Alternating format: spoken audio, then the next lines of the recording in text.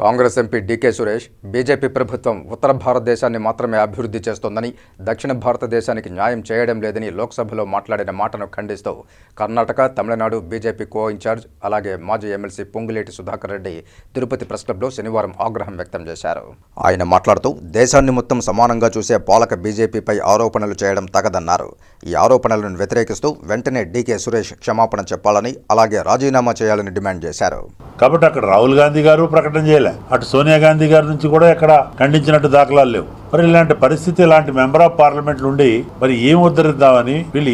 ఏమనుకుంటున్నారు? ఒకవైపు ఒక సమైక్య భారతంగా, ఉన్నత భారతంగా, ఏక్ భారత్ శ్రేష్ఠ భారత్ అనే నినాదంతో సబ్కే సాత్ సబ్కా వికాస్ అని ప్రీతమ ప్రధానమంత్రి నరేంద్ర మోడీ గారి నాయకత్వంలో అన్ని రాష్ట్రాలను కూడా సమంగా చూస్తూ, ముఖ్యంగా బోర్డర్ రాష్ట్రాలు, అటు అరుణాచల్ గాని, అటు పంజాబ్ గాని, అటు కాశ్మీర్ గాని, అటు మరి మీకు తెలుసు పాకిస్తాన్ ఆగడాలు, చైనా యొక్క దుర్బుద్ధి ఛాలెంజ్ గా తీసుకొని ఈరోజు ఒక దృఢత్వంతో ఒక దేశ రక్షకుడుగా, సంరక్షకుడుగా దేశ పరిపాలన చేస్తున్నటువంటి తీరు, అటు 1000 నోళ్లు, అటు రష్యా అధ్యక్షుడి దగ్గర నుంచి, అమెరికా అధ్యక్షుడి దగ్గర నుంచి సూపర్ పవర్లు అనుకునే అన్ని దేశాలు కూడా ఇవాళ భారత్ వైపు చూస్తూ, ఒక ఆత్మనిర్భర్ భారత్ వైపు నడుస్తూ, ఒక 5వ ఎకానమీగా, బలమైన ఎకానమీగా నడుస్తున్నటువంటి సందర్భంలో ఒక మోడీ గారు ఒక అంకిత భావంతో ఇండియా, భారతదేశం యొక్క ప్రతిష్టని ప్రపంచవ్యాప్తంగా ఇవాళ ఇనుమడింపజేసి